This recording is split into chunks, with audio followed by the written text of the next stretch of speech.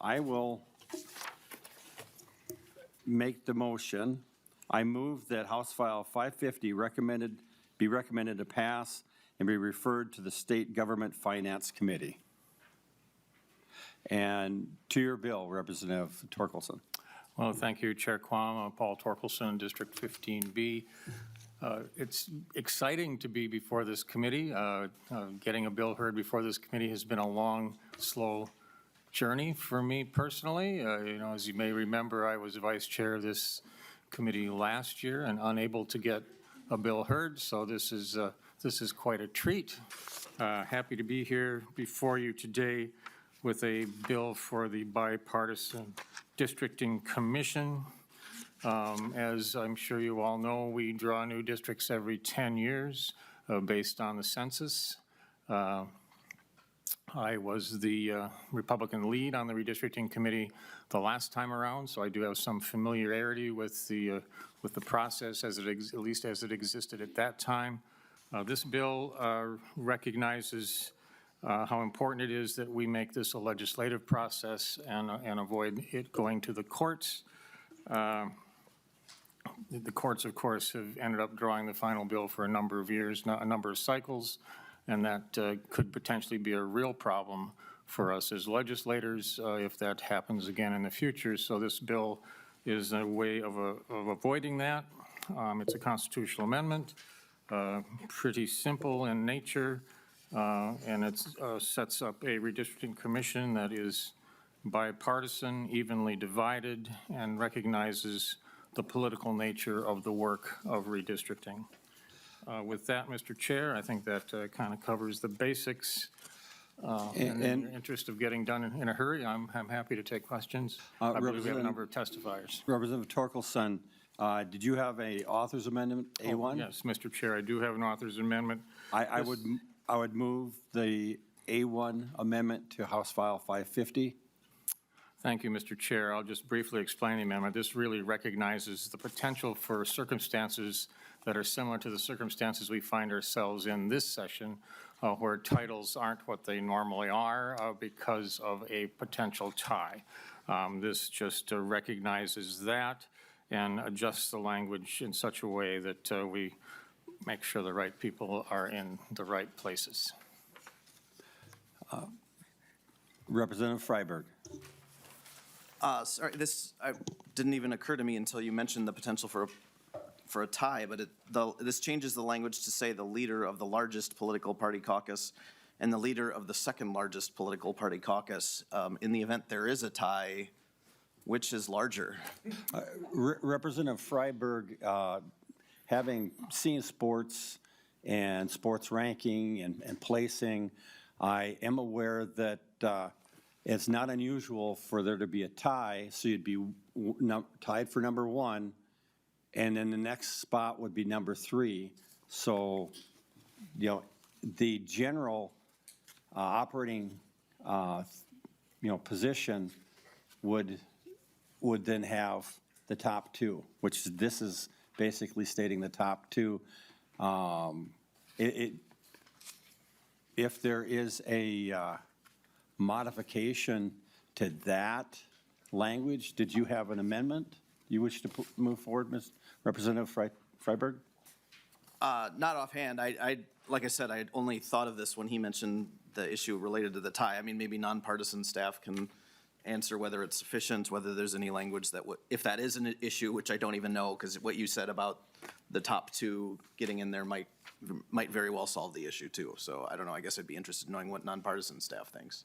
This is what nonpartisan staff. Actually, I had it confirmed. My suspicions was this was drafted by nonpartisan staff as clarifying language for the situation we're in. And so, yeah, basically this is the language from nonpartisan staff to cover the situation we find ourselves in, twice in a lifetime or generation. Any other discussion or questions on the author's amendment to get it in the form that, seeing none, all in favor of the amendment, say aye. Representative Lee. Thank you, Chair. I mean, I think our usual nonpartisan staffer isn't here, and so I want to make sure we just don't speak on behalf of them, because they draft what we tell them to draft. And so I don't know if that's the situation that the chair or Rep. Freiberg was referencing had been contemplated. So, I mean, I don't know if there's a way that we can double check. Representative Lee, I remember there being discussion about an author's amendment and that it was being drafted by nonpartisan staff. That's why I had this, in my mind, that was a statement I was going to make. And the support staff mentioned to me that it was from nonpartisan staff. So, I guess Representative Freiberg. Thank you. I didn't mean to prolong this point. We do have some issues with this legislation. This is not a major one of them. The motion was to refer this to state government finance, correct? I'm seeing nods. So, I mean, just with the author's commitment that he'll just look into this and see whether this is an issue, and if it is, this issue can be addressed in state government finance, I'd certainly be fine with that. I detected the author indicating that he would do that. All in favor, aye. All opposed, nay. It is so amended, and I will change my motion, underlying motion, to move that House File 550, as amended, be recommended to pass and be referred to the State Government Finance Committee. And part of that was to clarify its destination again. And to the author, was there any additional, or did Representative Green wish to make an amendment? Thank you, Mr. Chair. I will offer, and I want to sort of clarify the DE. There was a miscommunication between our research staff and nonpartisan staff, and so the bill was drafted as it was last year, which included things were not just the Redistricting Commission. I intended to offer just the Redistricting Commission language. So I think what I'll do today, since this bill is going on to State Gov, is that I'd like to talk about it because it's a different framework, and then maybe withdraw it because it's not, it includes more than it should. Does that sound like a plan? Thank you. Thank you, members, and I appreciate, I'm sort of sad that Representative Torkelson isn't on this committee anymore. We had a good time the last couple of years, and we did talk about redistricting. We also served together on the Redistricting Commission that the late and great Chair Mary Murphy chaired in the House. And so I've had a lot of work on this. We've had some discussions about it. I just want to talk about a little bit the framework that many of us in the House have been working on and thinking about, particularly in light of the experience that other states have been having with redistricting commissions. There's lots of ways to take the power out of the hands of the legislatures, which I think is it should be the goal, right? The conflict of interest of us drawing our own lines and us determining for voters what the district is as opposed to voters choosing us is, I think, that one of the goals we all have, but how you create the commission really matters. And the first, I want to sort of compare the difference. I am hoping that this amendment and this the constitutional amendment plus the statutory piece does end up in front of the author in a way that you could accept or work on. The main difference is that it's a difference between an independent commission and a bipartisan commission. So I want to talk about a few different ways how they, instead of going through the 30 pages, how they differ. So the amendment that I offered and the process is a 15-member commission, 5 members who are of and not chosen by, but of one party, the largest party. the 5 members who are of but not chosen by the second largest party, and then 5 members that are have no affiliation with either party.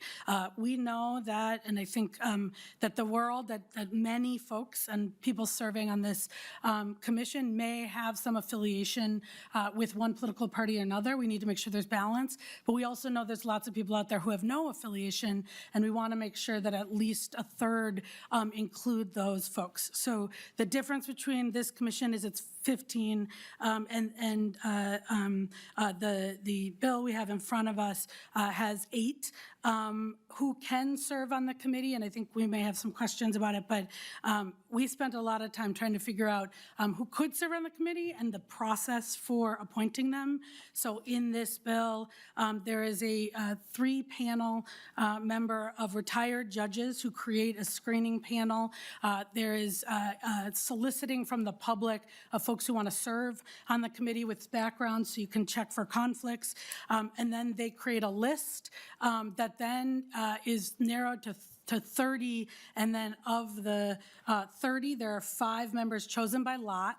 So a randomization that I think that we took from the experience of, I think, Michigan and Ohio, chosen by lot, so that you get 30 qualified applicants, but you don't know, and sort of someone can't be maneuvered on. 5 members from one political party, 5 members from another, and then of those, 3 members from one political party, 3 members from another, 3 members from the list of unaffiliated, and then those 9 members choose the next 6.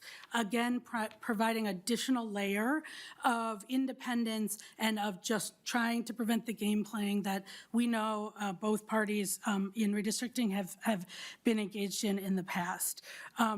The bill we have in front of us just has members chosen by the caucuses of the major parties. And that's it. So there isn't, as far as I could read, a public solicitation process, and they are actually chosen by the parties as opposed to creating independence through the process. The other just 2 things I wanted to highlight the differences is, one, the process that we put into the statute. I thought it was really important working with many states and hearing from the experiences of some good and bad experiences over the last 20 years that states have had, working with both national partners and folks like Common Cause, League of Women Voters, Brennan Center, LDF, public hearings and ensuring that we are requiring a public hearing schedule. This actually, I think, follows what we did in the House Redistricting Commission, but our bill, this amendment requires 16 public hearings and a requirement to solicit feedback. Of those 16 hearings, 2 have to be, one has to be before maps are drawn, one has to be after, and they have to be in at least, 2 have to be in at least every congressional district to ensure that we are going out and talking to folks from around the state. The last thing I'll say is about who can't serve on the commission, and again, the amendment that we have drafted and what we're really looking at is independence from the political parties, independence from all of us who may have a stake in how your districts are drawn, independence from other members of Congress and others who may have a stake. And so in the amendment, we actually have quite a long list of who is ineligible that starts, if you look at the amendment, that starts on, oops, I'm looking at yours.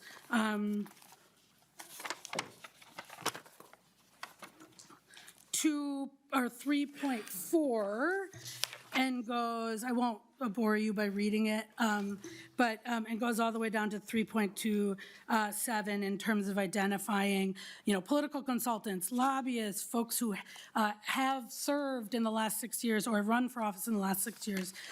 So members, I will withdraw this amendment today, but what I am hoping for when we think about the actual problem we're trying to solve, which is ensuring that we have districts that are fair, representative, that the votes of voters reflect their interests, and that we do not have the kind of gerrymandering or piece that voters I know across the political spectrum are worried about.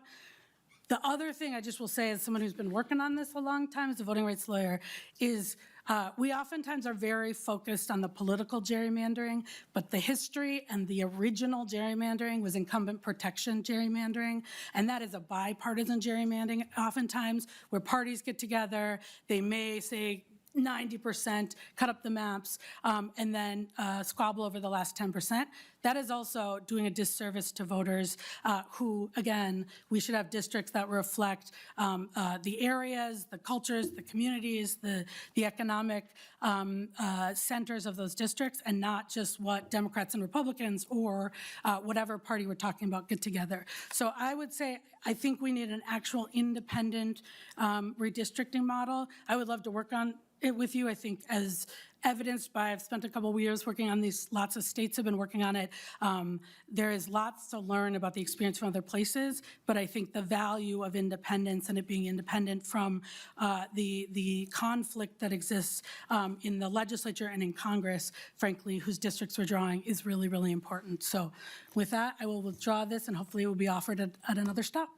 Thank you, Representative Greenman, and thank you for that extensive description of your DE amendment, which actually each of our first three bills took less time each because they were straightforward, and this is a complex discussion. Looking over the amendment, I did notice that a fair quantity of the state Supreme Court would not be able to be on the state Supreme Court if these type of restrictions were placed on being able to serve there. I served with a Supreme Court member, and that would have then made him not allowed to be appointed. There's people that were were the lawyer for the governor in a short period of time. So, part of what we got to look at is weeding out experienced people. I assume that the Representative Green thinks that the members of the Supreme Court are experienced, and part of their experience, which would have kept them from being there, would allow them to actually have better knowledge and background, to move. And I am going to have the author reply to maybe comments on your amendment. Representative Quam, or Chair Quam, can I just respond to your judicial analogy? Because, thank you. Go ahead. And it's Greenman, and I know you know that, but we also have a Green. So I would love to work with you on judicial selection reform. I think there's been a lot of conversation with that. That would have to be a different constitutional amendment. What I will say is we're trying to solve for two different issues. Here, what we're trying to solve for is the very specific issue, which is members of the legislature or people influenced by Congress shouldn't be, them, their staff, their lobbyists, shouldn't actually be involved in drawing the maps. And so a current Supreme Court justice also shouldn't be on the commission, and I don't think would be able to. But if we're talking about judicial reform and the whole process of judicial selection, to me that's a different issue, and I have a bill, an amendment, if you'd want to talk about that too.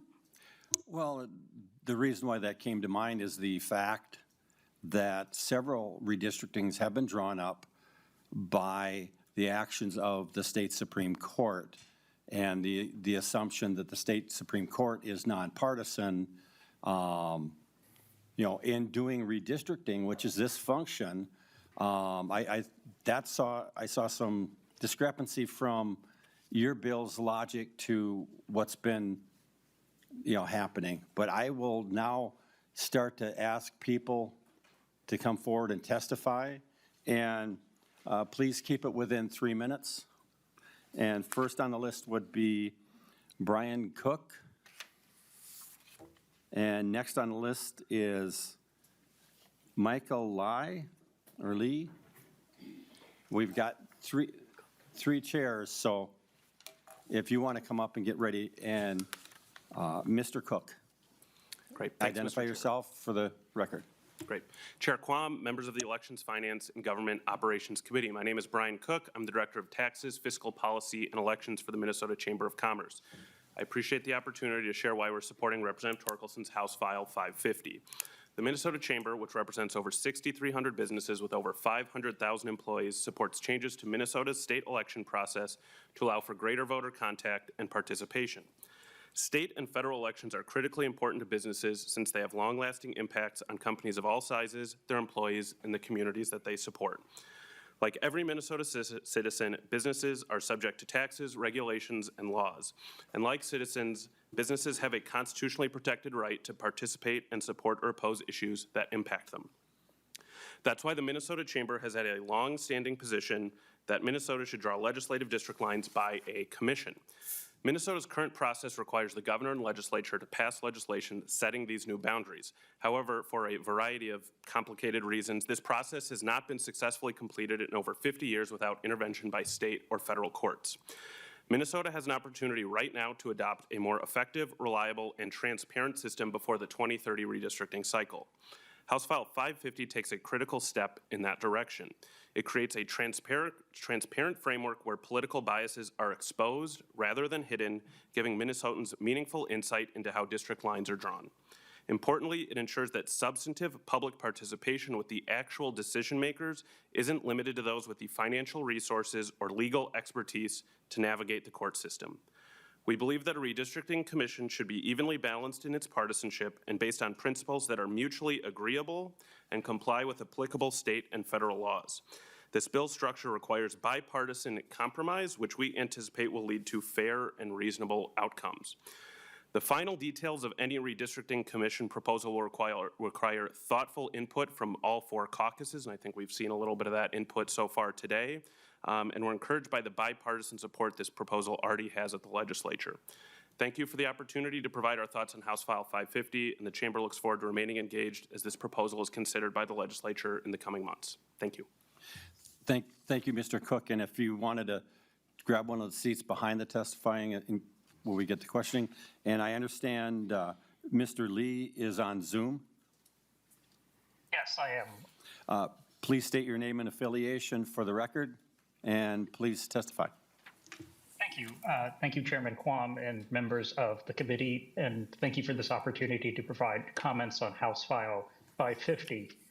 While I am senior counsel at the Brennan Center for Justice at NYU School of Law, we are a nonpartisan think tank that works on a variety of democracy-related issues, including redistricting and gerrymandering and voting rights.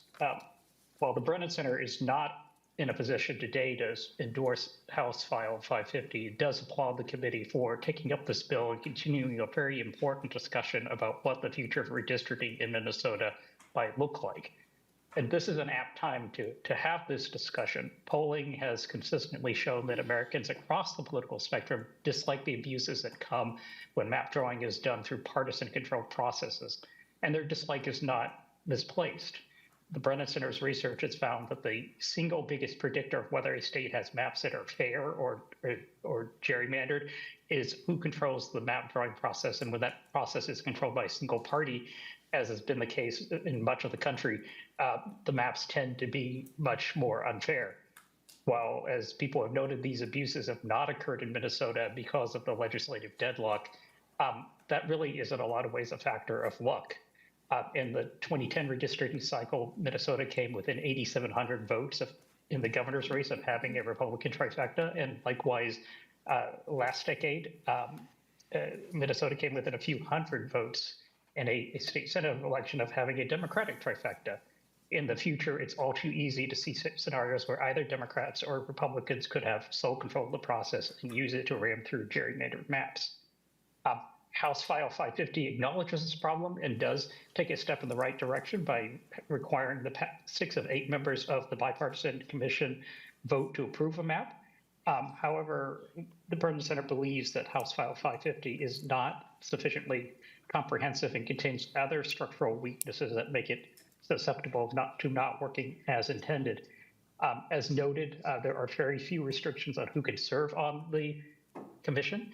Right now, the only people excluded are current elected office holders, party officials, lobbyists, the chief of staff of a current office holder. All of those people could serve on the commission. They have deep conflicts. And indeed, in other states with this type of commission, such as New Jersey, the process has continued to be highly politicized. resulting in many cases in deadlock, and even where it doesn't result in deadlock, we find that things like incumbent protection or party advantage are often the drivers of redistricting choices, even where they're not supposed to. A few other comments on House File 550, very briefly. We strongly urge the committee to consider whether key design factors such as redistricting criteria should be in statutory as opposed to constitutional language, where they can easily be repealed by future legislatures. Secondly, we have significant concerns about the subordination of protection for communities of color to things like compactness, especially since compactness is not defined in the bill. The reality is that communities of color are oftentimes not very compact. And so if you subordinate it to compactness, you actually limit the ability of communities of color to elect their candidates of choice. Third, and relatedly, we would strongly urge that communities of interest be elevated as a criteria. Right now, it's a very lowly ranked criteria. And yet when you go around the country and talk to people, one of the things they find really irritating is the fact that their communities seem unnecessarily divided. Fourth, we would urge that the bill include a partisan gerrymandering standard. Right now, incumbency protection is banned, but there is no actual ban on partisan gerrymandering in this. We think that that's an essential feature that should be in there. And finally, we urge that the bill clarify the total population rather than some other apportionment basis, such as voters or adults, is the basis for drawing districts. And with that, I'd be happy to take questions, and we were happy to work with the committee and members on getting to a good place on this.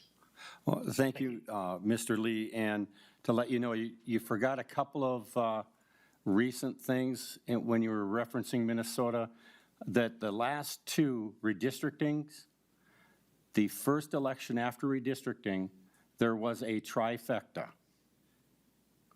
I would assume that you would have included that in your research, plus looking at the bill of where, when it ranks redistricting principles, has number 2, equal opportunity for racial, ethnic, and language minorities to influence the outcome of an election. So if you need a new copy of the bill, you can go to our website for the committee. But the next person to testify would be a Tom Wiesen, and then Mary Yang, if you both want to come up so we can continue, and approximately 3 minutes. Go ahead and introduce yourself and affiliation. Thank you, Mr. Chair and committee members. My name is Tom Wiesen. I'm a resident of Mahtomedi. HF550 has some redeeming features, but all of them are overshadowed by the conflict of interest in its stated method of selecting redistricting committee members. This bill intends to permanently embed into the Constitution the propaganda that there are now and always will be only 2 parties, and only those 2 parties should have full control over redistricting. The duopoly sense of entitlement should be offensive to everybody in this room. The conflict of interest comes straight from the stated purpose of the duopoly parties.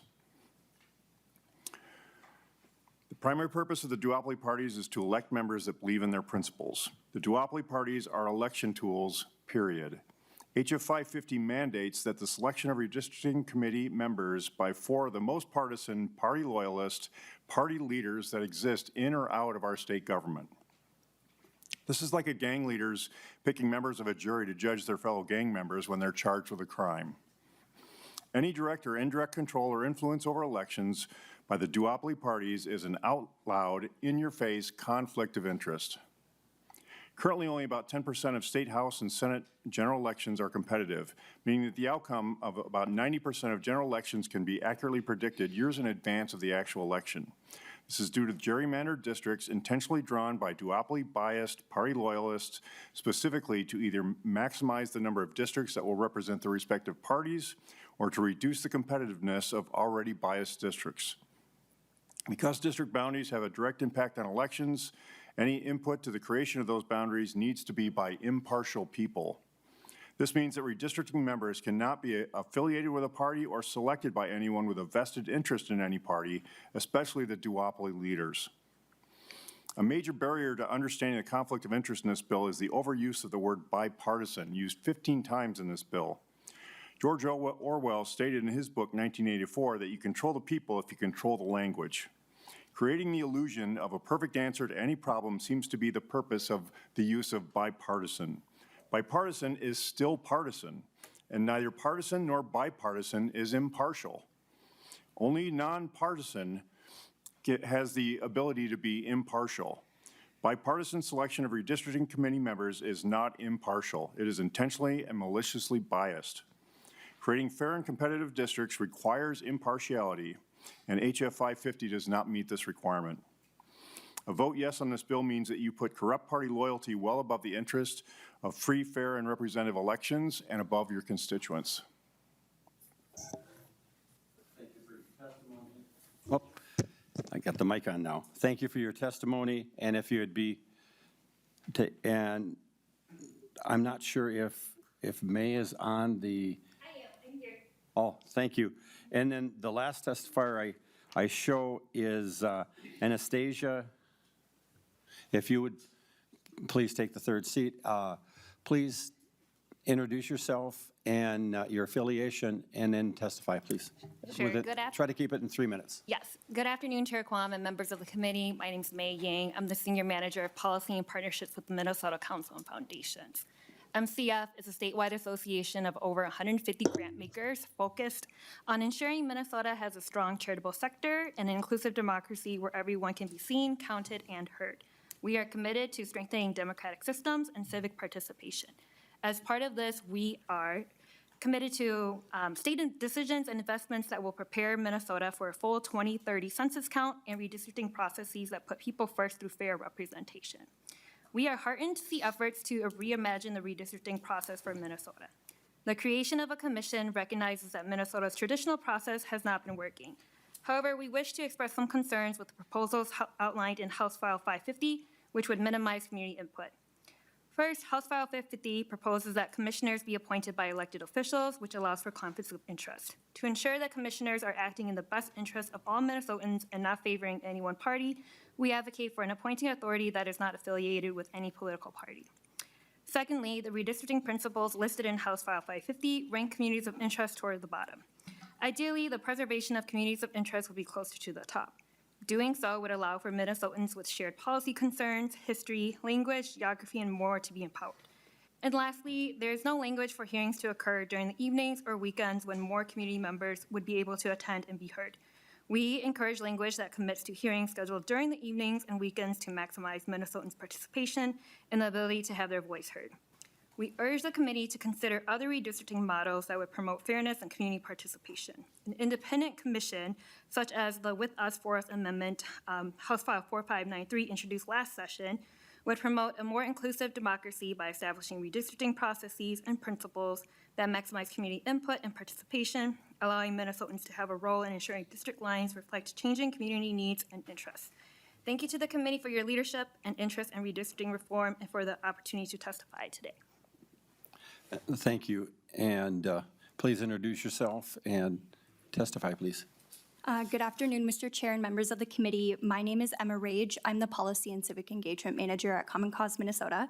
My Executive Director, Anastasia Belladonna, was planning to testify today but is unable to due to illness, so I am reading some key points from her statement. You should have a copy of her full statement as well as the policy analysis in your packets. Common Cause Minnesota is a nonpartisan grassroots organization working to create an open, transparent, and accountable government. Although we have a C4 arm, we never use our C4 to endorse a political party or candidate. And our national base has over 1.5 million members nationwide, along with 28 state offices.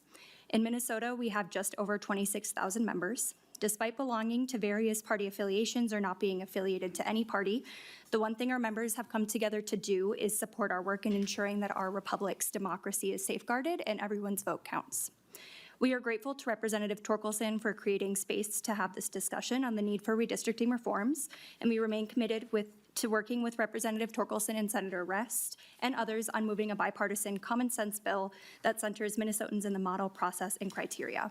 As many sitting on this committee may recall, we have led the work on moving these reforms in partnership with everyday Minnesotans, impacted communities, and stakeholders since 2018, and we are focused on homegrown solutions that directly involve all of our stakeholders.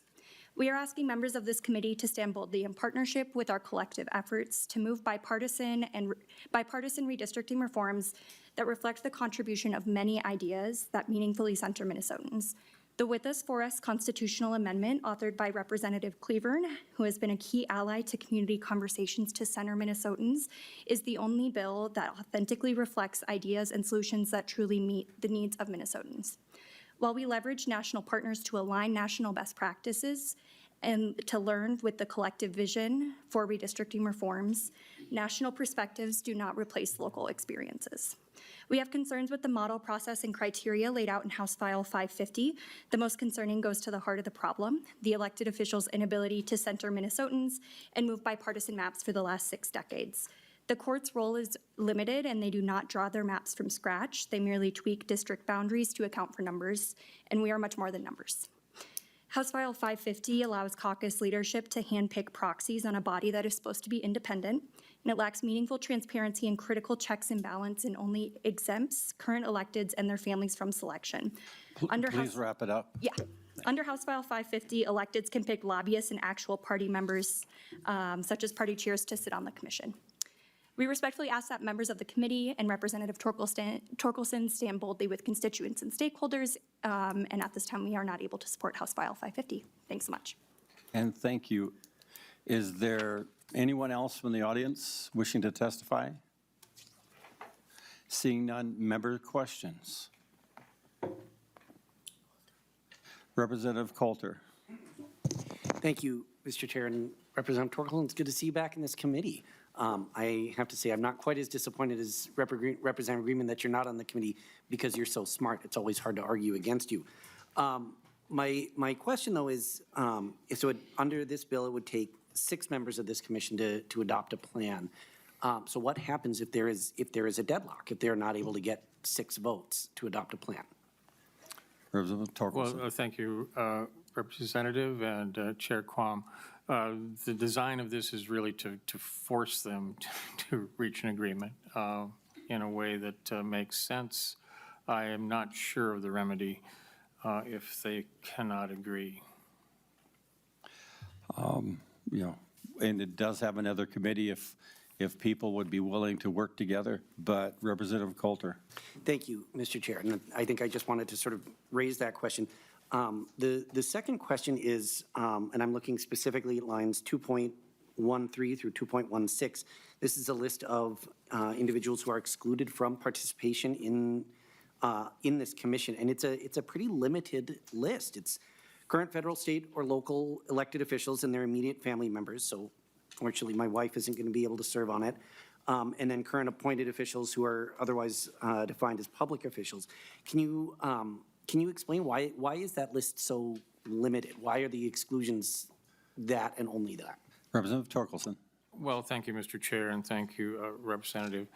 The nature of this bill is really, it kind of recognizes the fact that this is a political process, that it's unavoidable that it be a political process. Even when the Supreme Court in the past, their panel that they've appointed presents a redistricting bill, redistricting map, they examine that map before release to see how many members are paired, for instance. So recognizing, everyone recognizes that this is political. The other point I'd make is the systems available to draw maps have become extremely sophisticated.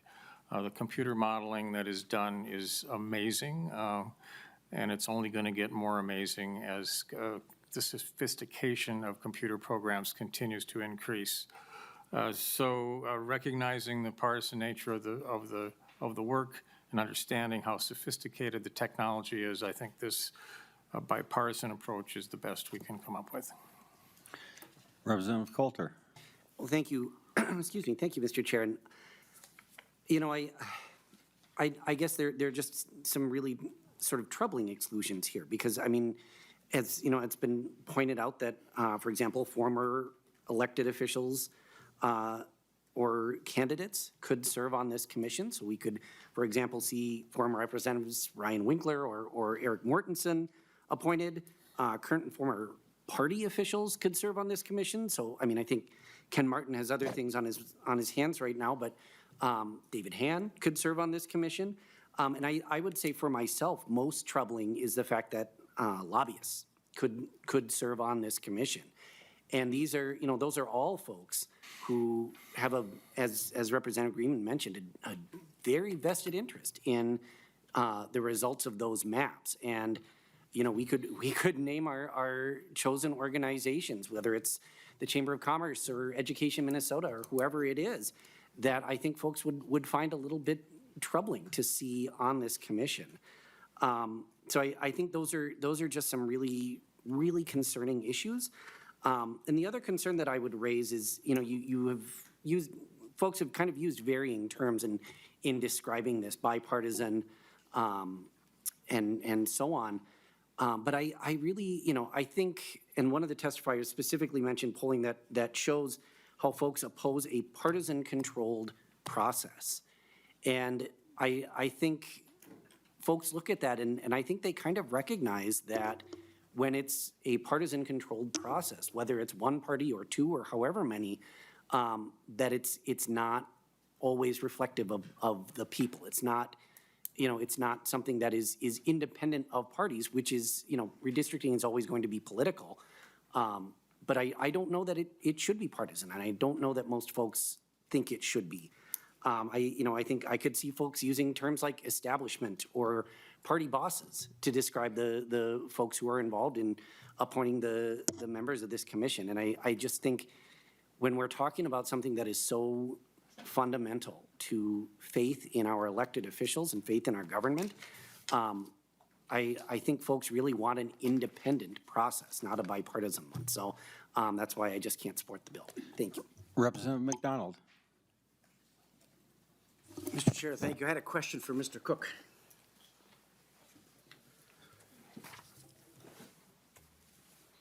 Mr. Cook? Mr. Chair, thank you. Mr. Cook, you made a comment, and I think I've heard this before, but it has been over 50 years decided by the courts that this legislature just simply couldn't get the job done because of the partisanship.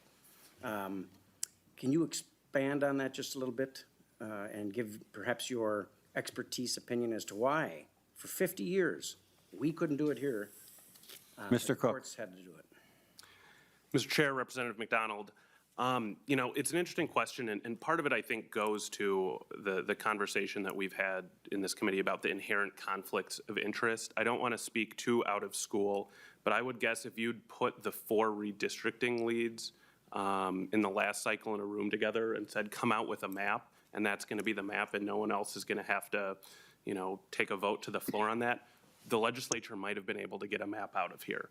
I think what really complicates things is you have to bring a map to the floor in both bodies, get 68 votes in the House, 34 votes in the other body, and also have the governor sign off on a map. So there is that inherent conflict of interest among the legislature.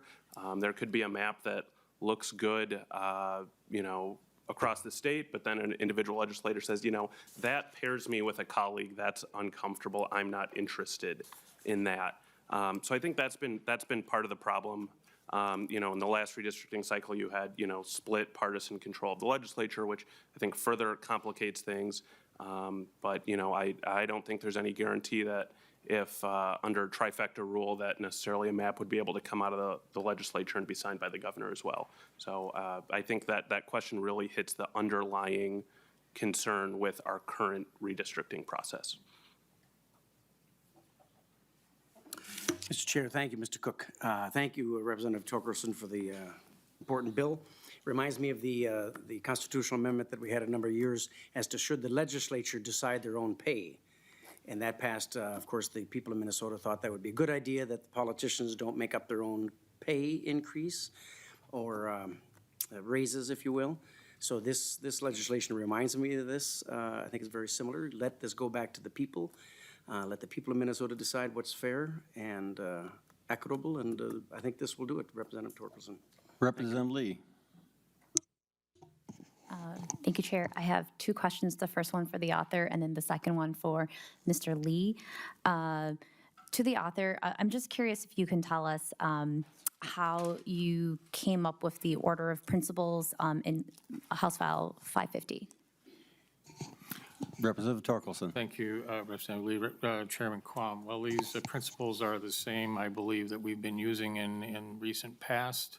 And the order of principles is something that is always a challenge because they're all good, but they can't all be equal. Representative Lee. Thank you, Chair. And I raise this because, I think all of us on both sides of the aisle recognize that we have a problem. We want to create maps that are fair and representative of people so that, folks who vote in the community feel like their voice is being heard and it's amplified. And so, this is one of a couple proposals that have been introduced.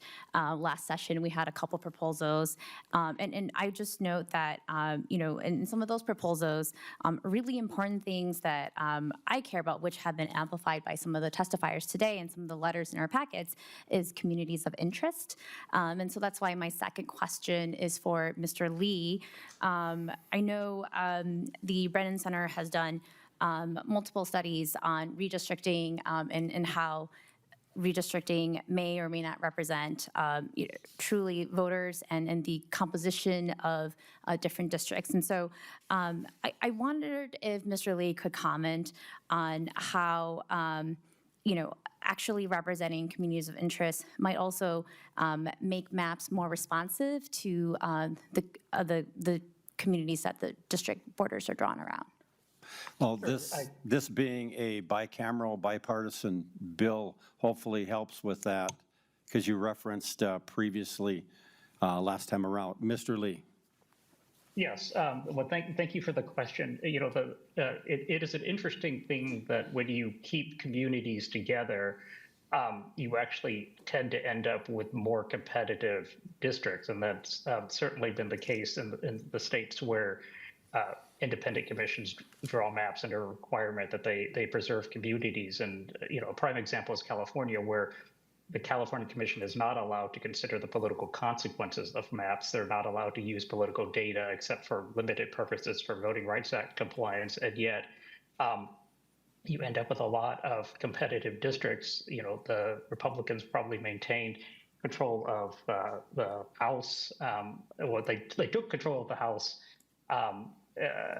in 2022 because of competitive districts in California. Democrats, likewise have won those at various times. And the reason for that is it's actually quite logical if you think about it. When, if your mood is sort of changing, if you're sort of, mad about school closures or mad about COVID rules or mad about abortion or whatever, the likelihood is that other people in your community might similarly be mad. And what happens when you have gerrymandered maps is that you're sliced and diced and combined with voters who don't sort of share those concerns. And so there isn't that level of competition. But when you keep communities together, community sentiment is allowed to come to the fore. And that's, after all, why we have the founding generation set up elections every 2 years, because the thought was as the mood of the people changes, so should the composition of legislatures. But because of the way that maps are drawn, that doesn't happen. But if you keep communities together, it actually ends up that you end up with a good number of competitive districts. Not every district, some communities are just very,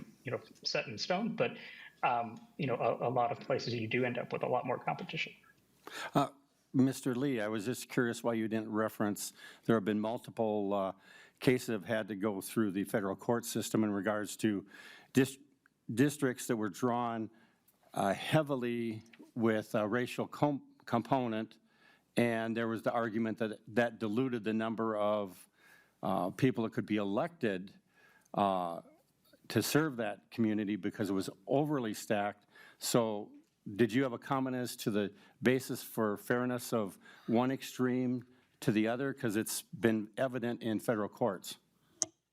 Well, I'm not sure, if you look at the maps that sort of fairly represent communities of color, they oftentimes are fairly balanced in terms of their partisan composition. Now, there are arguments that, it may, for example, prevent the election of more Democrats, right? That, you could, for example, do a Democratic gerrymander in Georgia or Texas if you sort of got rid of minority districts and just, and you would end up electing more white Democrats, right? And that's sort of the argument. But, and that certainly was the case in the up until the 1990s that, division of communities of color was designed to entrench white Democrats by depriving minority voters of their power, but it also hurt Republicans, right? And so, there were two aggrieved groups in those cases. It was Republicans and minority voters, but it turns out that when you create the minority districts, you have better representation of communities of color, but at the same time, you were able to increase more Republican representation in line with how voters in states like Texas and Georgia and North Carolina were voting at the time. They were beginning to be more Republican. But they were not winning, and they were winning statewide oftentimes, but they weren't winning at the district level. But if you create the minority district, you ended up with fairer maps for both of those two groups. But of course, ultimately, the requirements of the federal Constitution and the Federal Voting Rights Act do take priority over any state rules, and that's simply a function of the supremacy clause of the federal Constitution. Thank you, Mr. Lee, for bringing in a little bit of clarity to the fact that the best intentions may have other aspects pop out of it. And so, hopefully we keep that in mind. There is no perfection. There have been flaws found in each type of setup of rules. Representative Lee. Thank you, Chair. I guess I just want to close out this line of questioning to say, when we are legislating, we are always trying to look for unintended consequences, right, and trying to mitigate that. But it is also true that when we legislate our values. And so, I would just say Section 3 here, has a pretty clear order of principles for the commission to consider. And so, for me, I'd vote no on this, and I think we need to work on it more in this committee because it doesn't prioritize communities of interest, minority representation, and things that we know would make districts more reflective of voter preference. And so I thank Mr. Lee for his contributions and also commentary from the chair. But I just want to make sure that that's clear, that for me, and also from the testimony we've heard today, there are concerns about the principles that this commission would consider, and I think we need to think it through a little bit more. Thanks. Representative Vernig. Thank you, Mr. Chair. I have one comment and then one question. So as we just heard, there are flaws with each system, and I think some of the concerns that we're bringing up are trying to make this only better. The Minnesota Council on Foundations mentioned, that there's no language for hearings to occur in evenings or weekends. As a working mom with 3 kids, during the day is kind of hard, so I understand that request, as well as having those hearings more accessible around the state. Geographically, we're a pretty large state, so having those available not just in the metro, or if they were all in, I don't know, by Crane Lake, it'd be kind of hard to attend. So I would say I would love to see that improved upon in the bill. But the question I do have is, have we requested a fiscal note? I know you have another stop, so maybe it's requested. Representative Vernig, there will also be I believe there's been a request on both sides, but there will also be in the state gov finance of where they can, look at that. We could bring it back if we need be. However, this is a constitutional amendment, and I'm not sure as to how they would generate the fiscal note, especially considering it's a similar type of activity that goes with how the state Supreme Court, and they set up a group and they do hearings and et cetera on that. Representative Torkelson, to the question. Yes, thank you, Chair Quam. I believe a fiscal note has been requested, and of course this bill has numerous committee stops, and we will be discussing all those issues as we move forward. Representative Vernig. It's just a follow-up question. I'm new, right? So it's only my second year on the committee. Would this be funded out of the elections budget? I would check with the author of the bill, because this is a bill that has been around for a longer period of time, it being a constitutional amendment, and the fact that it doesn't impact this budget we're working on, the tails budget, and the budget after that, it would make it for a very complex, 6 to 8 years out, guessing on the funding. So that's part of the reason why we don't instantaneously have a fiscal note. But to the author to comment on that. Thank you, Representative. And Chair Quam, I would phone a friend, and hopefully House Fiscal might be able to help with this question. We are calling Helen. I'll get this right at some point. Mr. Chair, members, yes, a fiscal note has been requested, but Mr. Chair, you're correct that this is a constitutional amendment, so there generally is not a cost to the state for a constitutional amendment. The Secretary of State's office has a minimal cost. The cost of actually putting the question on the ballot is a local cost.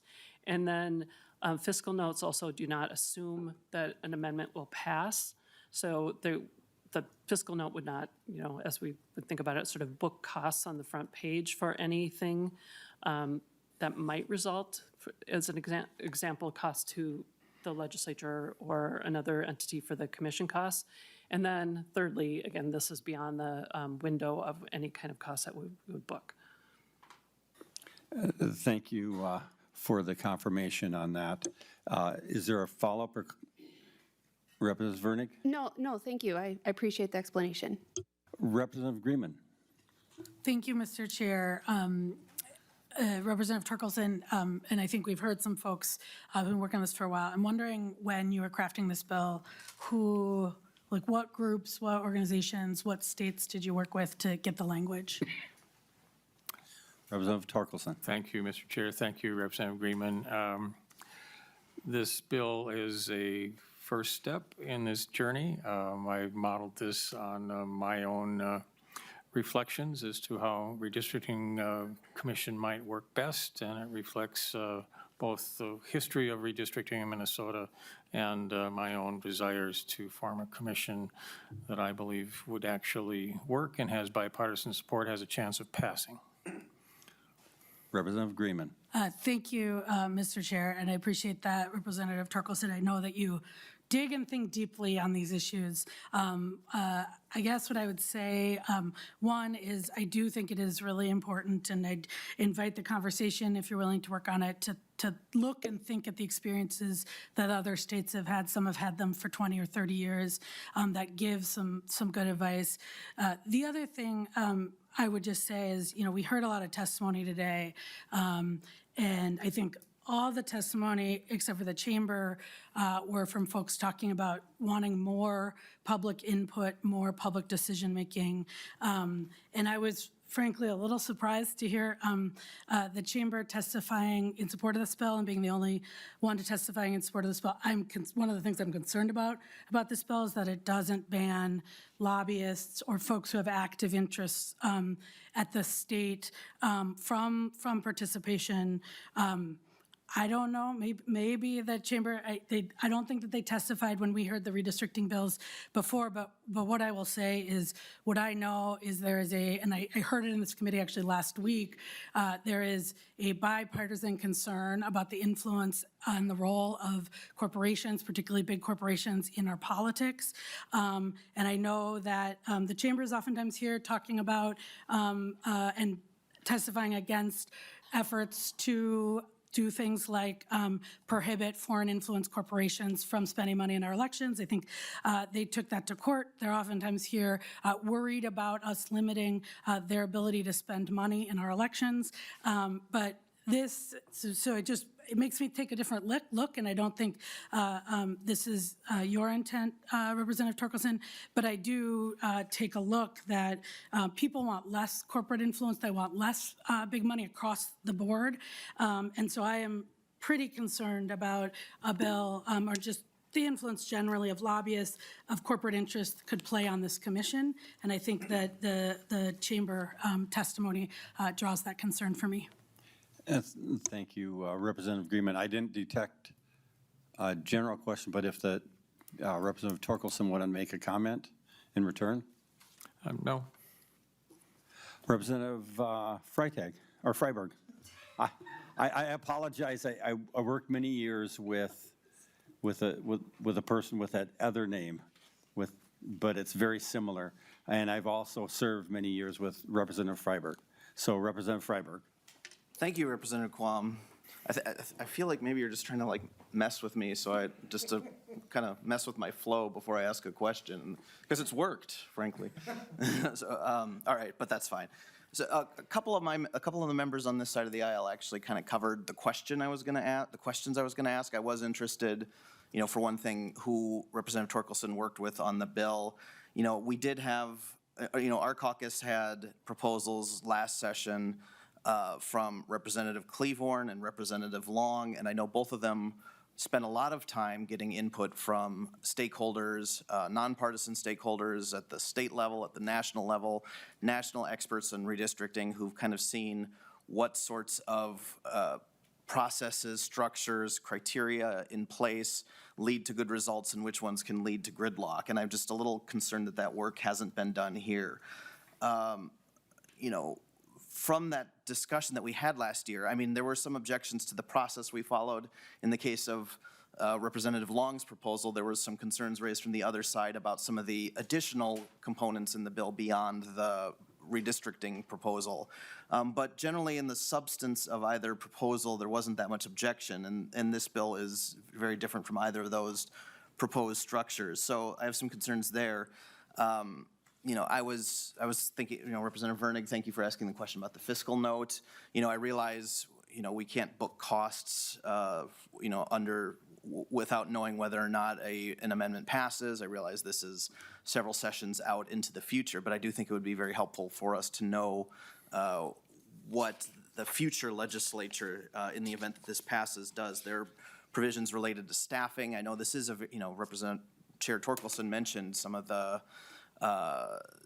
what the computers can do now related to redistricting, and that's certainly very true, but that requires some resources. So if we want this to be effectively done, I think we want some way to ensure that the future legislatures are supply sufficient resources so that this can be done efficiently.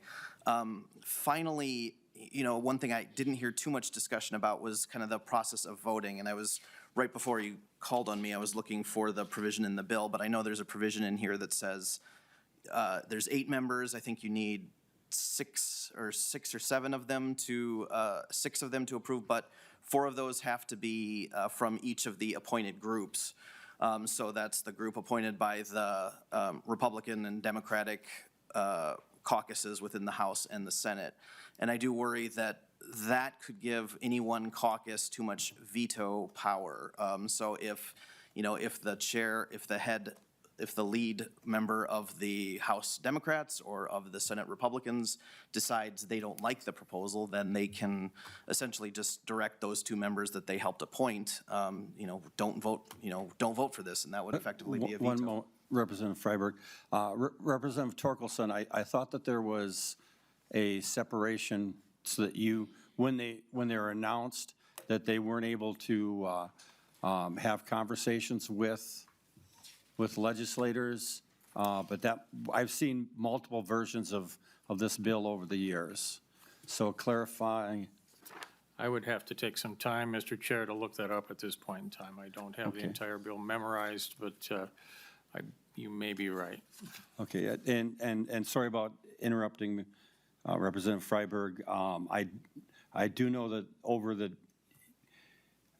similar to that one group that affects the pay of legislators, that when they're appointed and for that period of time that they're doing the work, that they wouldn't be direct. And if that's not there, we can look at having maybe, an amendment to, for the influence and et cetera. Like, again, this is going through multiple committees, but, frankly, I have heard many redistricting battles. And, if you've got a specific suggestion on some language, maybe the author would agree to look at some of that clarifying. Representative Freiberg.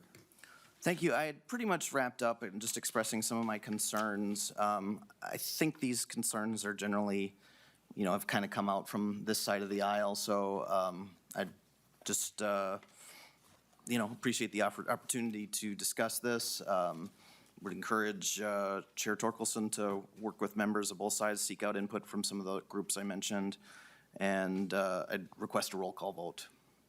A roll call has been requested. Closing statement from the author, Representative Torkelson. Well, thank you, Mr. Chair. Before my closing statement, I just would note that on line 6.31 of the bill is the beginning of the section that limits communication of the members with members of the legislature. Redistricting, ladies and gentlemen, is a big deal, and we in Minnesota will likely be faced with a reduction in our congressional apportionment in the next redistricting cycle. We barely hung on to 8 members of Congress this last cycle. If population trends continue into the next census, the odds of going down to 7 are very high. And the need for this to be done is emphasized by that fact. We need to get this work done. We need to get it on the Constitution this year so that it can take an effect in a timely fashion.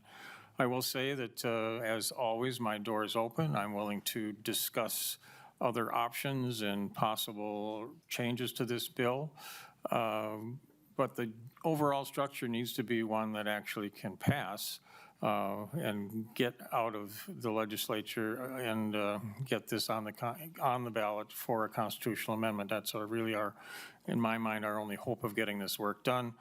So I thank you for hearing the bill, Mr. Chair, and I would like you to renew your motion. And with that, I will renew my motion to move House File 550 as amended to pass and be referred to the State Government Finance Committee. And please take the roll.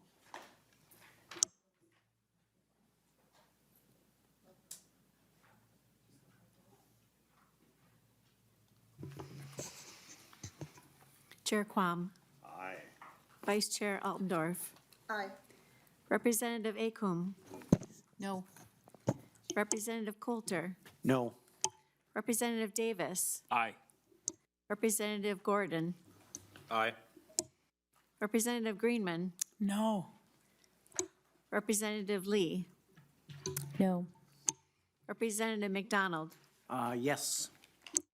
Representative Roach. Representative Vernig. No.